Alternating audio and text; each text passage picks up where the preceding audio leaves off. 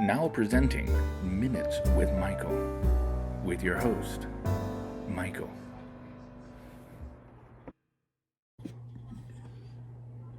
Hello and welcome back to Minutes with Michael. We're covering part 3 of COVID conspiracies. That's better. We are covering part 3 of COVID conspiracy. You say, wait, you already did part 1, 2, and 4, and why are you still on the COVID conspiracy? Because we didn't do part 3. And I was actually saving part 3 for the most substantial portion of it. So let me open up my notes here and we'll get started. So I have mentioned before that conspiracy theories tend to make people just a little mad. Yeah. Instead of getting angry and uptight about conspiracy theories and if someone's right or if someone's wrong and saying, no, you don't understand, they're coming to take away. Okay, just fine. You get more flies with honey. Okay? People too. People like honey. So I'm going to look at my notes. If you see me looking down here, just taking a look so I don't get too caught up and run away with some of this stuff. So here's the big conspiracy around coronavirus. And again, was it made in a lab? We've covered that a couple times already. It doesn't appear to be deliberately constructed to hurt people. It may come from bats that were experimented in labs that were released. If it was released, it was almost certainly accidental because from the way the genetics look on this virus, it doesn't seem like anyone thought this could mutate into something harmful. It's your classic case of adaptation. It's kind of like you say, do you believe in evolution? Not the stardust to molecules to consciousness thing, but a brown bear to a polar bear. Michael Behe, he's the author of Darwin's Black Box, etc., and he describes evolution this way. If you're going down a highway and you need to gain some speed, you can take the car doors off, maybe gain a little bit of speed, but you'll never get those car doors back. So once something adapts and loses genetic information, there's no way for it to get back. So that's why a polar bear, you'll never see that evolve back into a brown bear. It has already adapted or devolved, really mutated into a polar bear to adapt to its environment. But it does not have the ability to repossess genetic data that is lost as a result of mutation.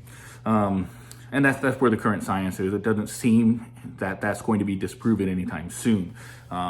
So what about this virus? Yeah, again, if you're talking about stardust to molecules to consciousness evolution, then sure, this virus could have just, hey, I want to hurt people and then had the mind of its own, right? But in terms of adaptation, it makes it really unlikely that it could have just, that anybody could have foreseen this kind of mutation coming. So really the conspiracy is, how does this match up with one world government stuff, mark of the beast stuff, eschatology? So let's chat about a couple of things, and I'll put a couple of screenshots from what I was looking at, and we'll see if we can get this under 10 minutes. It is going to be a little longer than a normal one. So the big ones are ID 2020, Event 201, Bill Gates, and stuff like that. So let me explain to you what Event 201 is. You may have heard about it, may have not. Event 201, this was in, I want to get my dates right, October 2019 at Johns Hopkins. They had a exercise where they did some experiments, a test run to see how we would react to a novel coronavirus, really. And because SARS and MERS were novel coronaviruses, that's what essentially they are, if I understand it correctly. So this is just a new one. It's COVID-19, not 18, not 20. It's just the kind that it is. So they used a coronavirus as their model for what a pandemic would look like. They actually foresaw a lot more deaths. And that was out in October 2019. Well, the reason that looks suspicious is because you're testing about what it would look like in October 2019. October 2019 when they discovered the coronavirus in Wuhan, China. At least when they say it began there. Now, really quick, this was at the military games in Wuhan.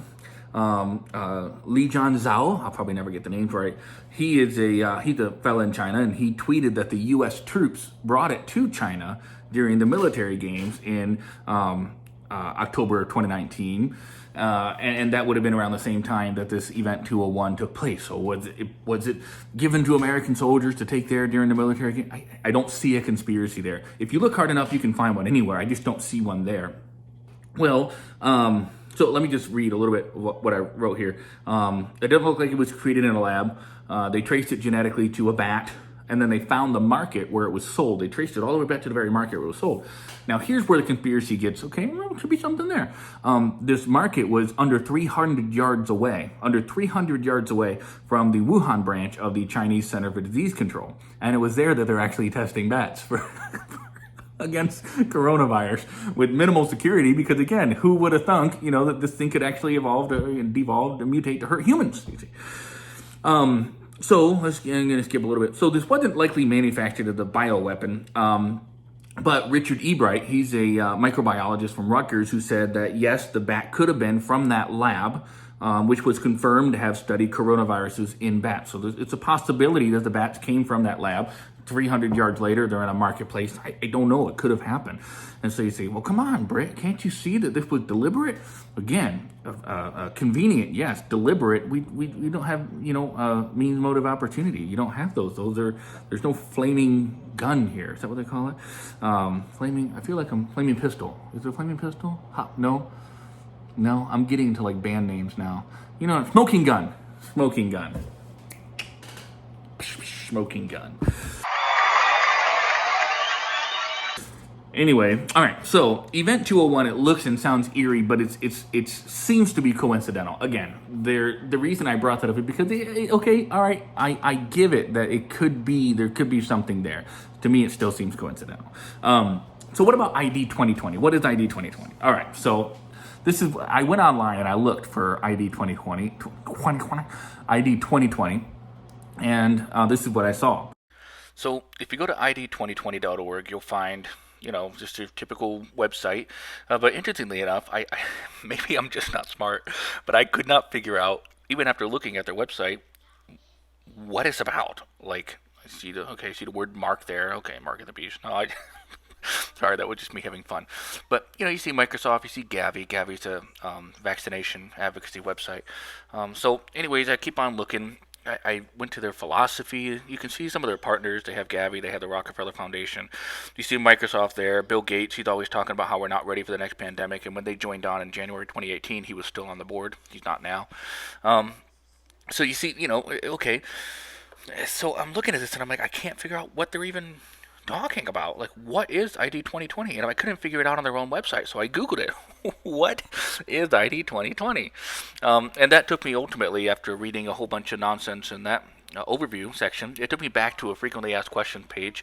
I said, okay, let's look for something here. Then you'll find, what is digital ID? Oh, well, it's a grouping of digital identifiers.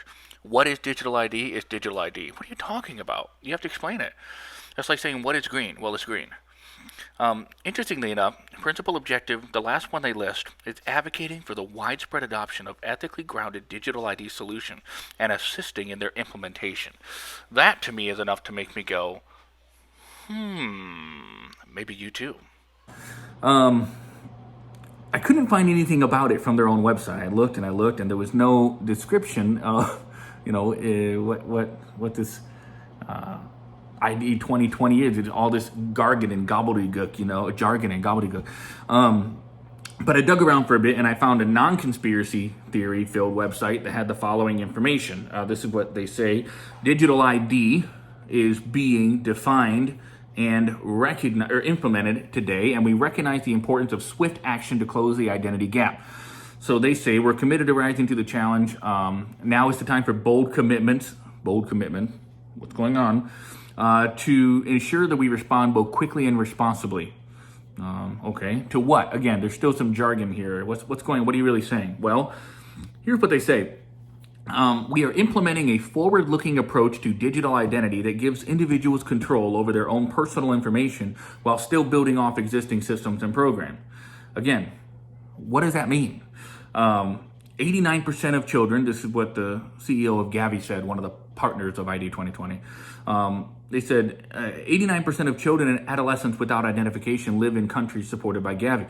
We are enthusiastic about the potential impact of this program, not just in Bangladesh, but as something we can replicate across Gavi-eligible countries, providing a viable route to closing the identity gap. What does that mean? You know, this is huge program, ID 2020. Seriously, but what does it mean? It sounds weird. It sounds invasive. What are you talking about with this? You know, all right. Basically, it comes down to this. Biometrics. It has a lot more to do with human biology and technology than, say, a barcode or something like that. Biometrics is essentially the integration of human biology with technology, such as your fingerprint scanner or your retina scanner or Face ID on an iPhone. They're taking this to a whole new level and integrating a personal identification system that will be assigned to each individual in conjunction with their vaccination status, medical treatment, stuff like that. Basically, it is giving someone a digital identity. You can see here from the highlighted portion, they've already begun doing this in the city of Austin to help homeless people. So it's not a terrible thing in and of itself, but it paves the way for that digital identity. So, what does this all have to do with coronavirus 19? Between the pandemic response of Event 201 and the ready and waiting stance of ID 2020, they're just waiting for the right crisis to jump in and say, we can fix this. The world is primed for an invasive, for your own good strategy. And that's probably the least conspiracy-laden thing about this whole thing. That's pretty much real. You know, there's a lot of roads you could go down that might end up in conspiracy land, but right up front, it seems pretty clear that the for your own good mentality is already here. What do you mean? Here's exactly what I mean. Giving citations to people for walking around outside, drones flying around saying return to your homes. Listen very carefully. This has a fatality rate of 0. I think there's 6 something very small percent in America. Why this reaction? And again, I am very upfront about we need to flatten the curve, we need to social distance. I get it, and I'm doing it. We are doing it. I'm not going. Trust me, I'm for it. But I wonder what this looks like in the future. I wonder what we're paving the road for. I wonder, just throwing it out here, no term limits on senators. I get it. I wonder what we're teaching people in charge, how easy it is to corral independent people into their homes. Now, as a Christian, I've known this time is coming. You know what I mean? This is not a, you know, George Orwell saw this coming. You know what I mean? This is not a surprise to people who have their eyes open. And again, this isn't tinfoil hattery. Tinfoil hattery, I think I've been really honest enough to say that I really don't think this coronavirus is malicious. I'm of the persuasion that the 9/11 towers were not on purpose. I am of the persuasion that Hurricane Katrina wasn't caused by some sort of Russian weather control thing. Trust me. And contrails, so I'm not of the opinion that contrails are anything harmful. And again, I know that there's a lot out there that I know and care about that are, but I'm just saying I'm trying to use this to build my case to say I'm not a conspiracy guy. Yes, we probably landed on the moon, like 99% sure we landed on the moon. Okay, the earth is not flat. Have I? But at the same time, if we look around and we see there is some weird stuff happening, and what the real conspiracy theory is here, it's not did anybody make the coronavirus, is what are we doing with these pandemics? How are we responding, and what is it setting the stage for, you see? So what does this have to do with the end times? Okay, well, between internet fraud, mistaken identities, cashless society, forced vaccinations, cameras and drone, gun restrictions, viral outbreaks, the time is pretty much ready to jump into this end time discussion with both feet. Are you saying we're going to be raptured tomorrow? No, whoa. No. It could get a ton worse before anything, no. But I am saying that if you're looking at this from a dispensational point of view, again, you have preterists and partial preterists who see the book of Revelation not as this is what's going to happen. And then there's people like me who I'm not a dispensationalist as the word goes. I do see God maybe working in different ways. I don't even like to look at it that way. I just don't. I'm not a dispensationalist. You know what I am? I'm a pan-tribulationist. In other words, it's all going to pan out in the end, okay? So there's people who say, well, I'm a post-trib, I'm a pre-trib, I'm a pre-mill, I'm a post-mill. Regardless of your eschatology, right? There's good arguments on all the sides of this discussion. But for those who say, hey, it looks like, people like me who say it looks like that there's at the very least a ring of truth to the notion that some of these events are going to happen here in the future. With that in mind, what does this mean when it comes to Revelation? Well, you talk about a microchip, you talk about forced vaccinations, you talk about not being able to buy and sell because you're refusing to take a mark of some kind. You see what I'm saying? This is just one scene change away from a eschatological. Now I understand why everybody says eschatological, because it is a hard word to say. This is one scene change away from an eschatological event. Boom, nailed it. So that's pretty much it. The COVID conspiracy here, ID 2020, Event 201, and I've seen some stuff even recently. Just so much stuff that I'm not including in this because this is already going pretty long. But I've seen a lot of things about how, well, this was orchestrated and this is this. There might be truth to that, but again. And this might be jumping right into the end times, kind of just prepping us for this. Sure, I think once you get people used to a new normal, then there's much less resistance, you see. For instance, if you were to take an early American and put him today, he would say, why do I have to get a driver's license to drive? If I understand it correctly, and again, this is pretty obscure, please don't try this, but if I understand it correctly, it's illegal to require somebody to have a driver's license. And you say, come on, I know it sounds kind of silly, but just look it up, It's stuff like that. Like, I shouldn't have to have state's approval to do anything. I'm a free man. Governance is one thing, keeping laws and stuff like that. But at some point, and I don't know what that point is, it's probably different for every conscience, but at some point, there's going to have to be some sort of respectful bowing out of the over-encroaching, rules and regulations. There's got to be somewhere where you say, all right, listen, this is just too much. You're abusing your authority to put a few more pennies in your pocket. It's wrong. I haven't felt the need to do that in America yet, though I can certainly see why many would. In Zambia, there were a number of times we had to. There were soldiers. I almost said Roman soldiers. There were soldiers. That was the police. There were MPs. They'd stand there with their AK-47s and demand a bribe. And they did it. And you say, well, that's illegal. They're still the authority, But instead, my dad would say, no, I'm not going to give you a bribe just to drive on this road where my house is. So they pull him out of the truck and they beat him in the back with their AK-47s. They just hit him, teach him a lesson, and let him drive on. That's an abuse of authority. My question, you would all recognize that as an abuse of authority. My question is, how is that different from someone saying, you can't do this unless you give us, $1,000? I'm just throwing it out there for you. You can't do this unless if you take this microchip or this vaccine or something like that. It's scary. It's shaky ground. So anyways, is there truth to the link between ID 2020 and these outbreaks to the end times?